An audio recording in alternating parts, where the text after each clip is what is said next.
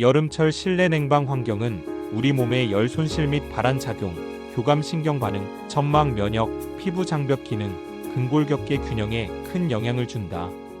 기온이 30도 이상, 상대 습도가 70% 이상이면 땀의 증발 잠열이 제한되고, 체온이 37.5도 이상으로 오르기 쉬워 심장과 폐에 부담이 가중된다.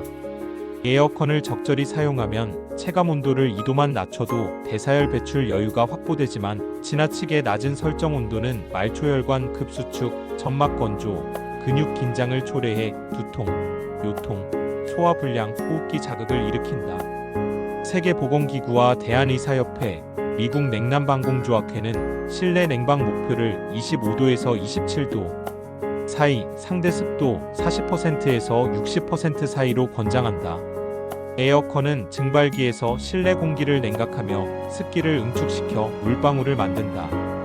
이 물방울에는 공기 중 먼지, 세균, 곰팡이 포자가 함께 달라붙어 필터와 열교환기 사이에 쌓인다.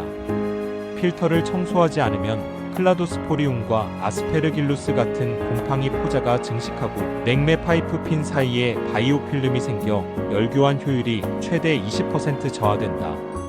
응축수 트레이와 드레인 호스는 습기가 항상 머무는 구역으로 세균 번식이 빠르므로 최소 분기에 한 번 살균 세척액을 주입하고 역세척을 해야 악취와 역류를 막을 수 있다. 냉풍은 몸에 직접 닿지 않도록 천장이나 벽 쪽으로 보내고, 선풍기나 서큘레이터로 공기를 순환시켜 하강류를 실내 전체로 부드럽게 확산해야 한다. 바람이 목, 어깨, 허리 같은 특정 부위를 계속 때리면 근막의 젖산이 축적돼 근막 통증 증후군이 악화된다. 수면 중 체온은 자연히 0.5도에서 1도 정도 내려가므로 취침 타이머를 2~3시간 뒤 꺼짐으로 설정하거나, 절전 약풍 모드로 돌려 찬 공기가 호흡기에 오래 머무는 상황을 막아야 한다. 습도는 피부와 호흡기에 직접적인 영향을 준다. 상대 습도 35% 이하에서는 각질층 수분 함량이 10% 미만으로 떨어져 필라그린과 인볼루크린 합성이 억제되고, 피부 장벽이 손상되며 가려움증, 지루성 아토피성 피부염이 심해진다. 반대로 70%를 넘으면 곰팡이와 진먼지 진드기가 번식하고 휘발성 유기화합물이 증가한다. 가습기가 없다면 젖은 빨래, 물그릇, 수경, 식물 등을 이용해 자연 증발식으로 습도를 45%에서 55% 사이로 유지할 수 있다. 에어컨을 켰을 때 창문을 닫으면 이산화탄소 농도가 빠르게 올라간다. 농도가 1000ppm을 넘으면 사고 능력이 5% 이상 떨어지고, 2000ppm을 넘으면 졸음과 두통이 생긴다. 최소 1시간마다 5분 이상 대각선 환기를 하거나 열외 수환기 장치를 가동해 공기를 교체해야 한다.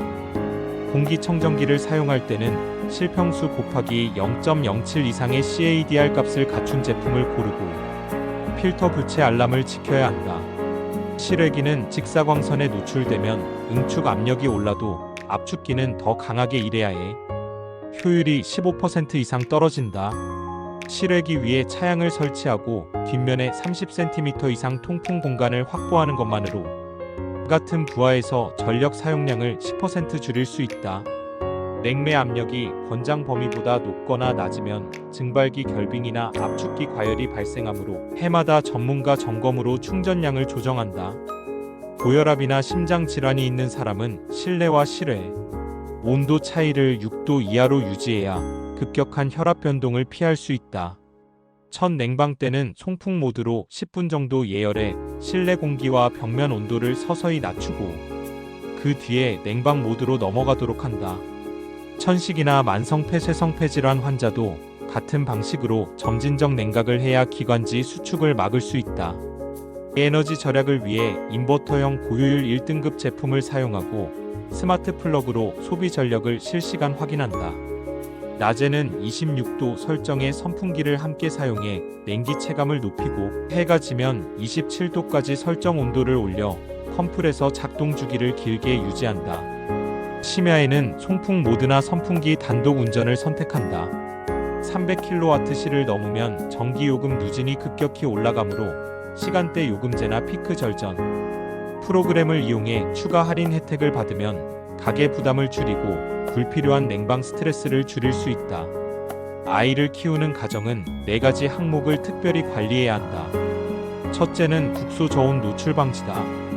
유아는 체표 면적 대비 체중 비율이 크고 발한 기능이 미숙해 찬 공기에 민감하다. 놀이 공간과 침대는 에어컨 송풍구 정면이나 바로 아래를 피해서 배치하고 바람 방향은 천장을 향하게 두어 간접 냉방으로 국소 냉해를 막는다. 둘째는 수분과 전해질 균형이다.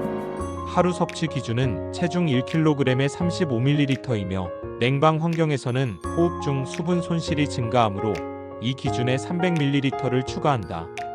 2시간 간격으로 50ml씩 무가당 이온 음료나 희석 과일 주스를 제공하고 카페인이 첨가된 음료는 피한다. 셋째는 호흡기 감염 예방이다. 어린이는 편도와 아데노이드가 발달 중이라 찬 공기 자극에 예민하다. 수면 중 에어컨은 2시간 이내 타이머를 설정해 꺼지게 하고 선풍기로 공기를 고르게 섞어 직접 냉풍이 머리에 닿지 않도록 한다. 실내 이산화탄소 농도를 800ppm 이하로 유지하면 상기도 감염 위험이 25% 감소한다. 넷째는 학습 집중 환경 조성이다. 여러 연구에 따르면 실내 온도가 24도일 때 알파파가 가장 안정적이며 학습 효율이 높다. 22도 이하에서는 불안감이, 28도 이상에서는 졸음이 증가한다. 따라서 공부 시간에는 25도 설정과 약풍 선풍기를 결합해 체감 온도를 낮추고 조도는 300럭스 이상, 이산화탄소는 600ppm 이하로 유지한다. 여름철 냉방을 에어컨에만 의존하지 않고 체감 온도를 유의미하게 낮추는 핵심은 건물과 거주자의 열 교환, 경로를 근본적으로 재설계하는 데 있다. 가장 먼저 지붕과 외벽이 받는 일사 부담을 줄여야 한다. 지붕 표면에 고반사 도막을 도포하거나 알루미늄 라미네이트 시트를 부착하면 표면 알베도가 0.7 안팎으로 올라가고 한낮에 60까지 치솟던 지붕 온도가 30대로 떨어진다. 표면 온도가 낮아지면 실내로 들어오는 폭사열이 연간 열부하의 10% 이상 줄어든다는 실측 자료가 있다. 기존 옥상 방수층 위에 백색 아크릴 계 쿨루프 코팅을 롤러로 도포할 때는 1.5mm 이상 건조 두께를 확보해야 자외선에 의한 분해와 균열을 최소화할 수 있으며 3년에 한 번씩 부분 보수하면 반사율을 유지할 수 있다. 지붕 열 차단과 함께 효과적인 방법이 외벽 차열 필름과 베란다 차양이다.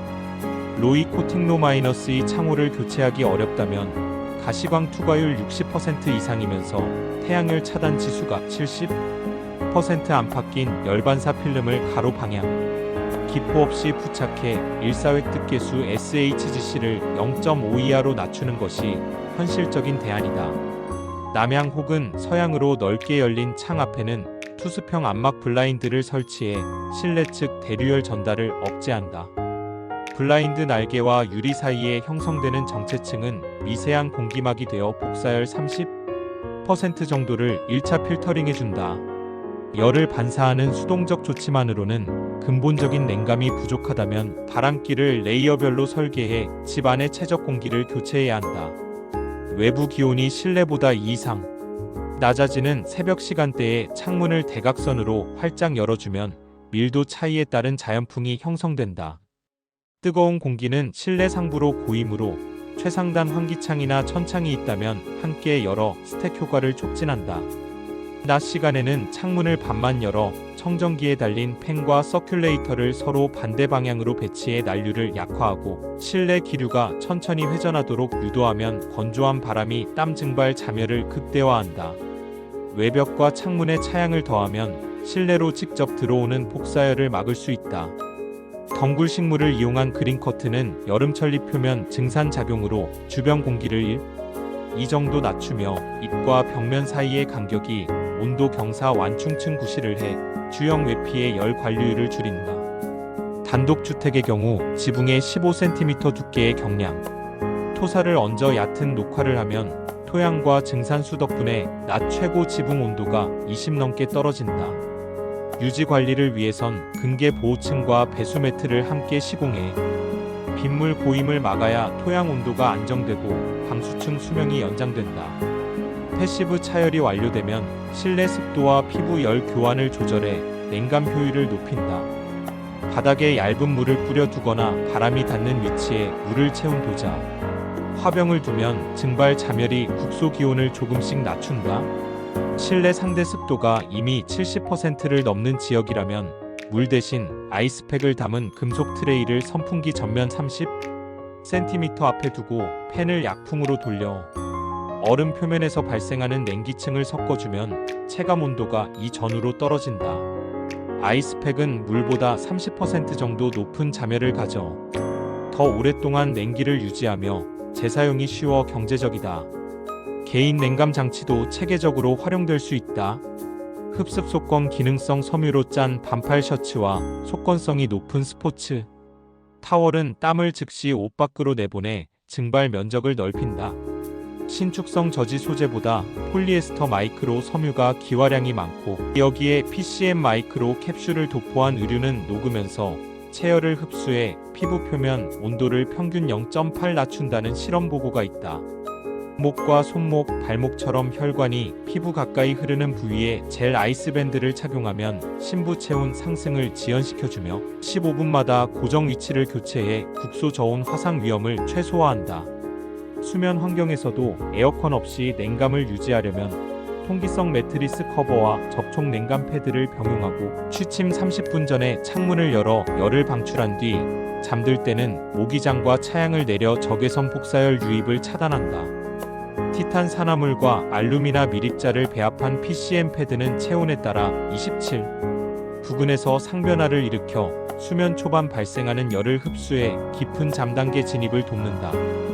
좌식 생활이 많은 동아시아형 실내에서는 바닥 열 용량이 클수록 체감 온도를 좌우하므로 낮 동안 바닥에 붙은 열을 내보내기 위해 밤사이 펜던트 팬을 상향 회전 모드로 가동해 정체층을 깨주는 것이 좋다.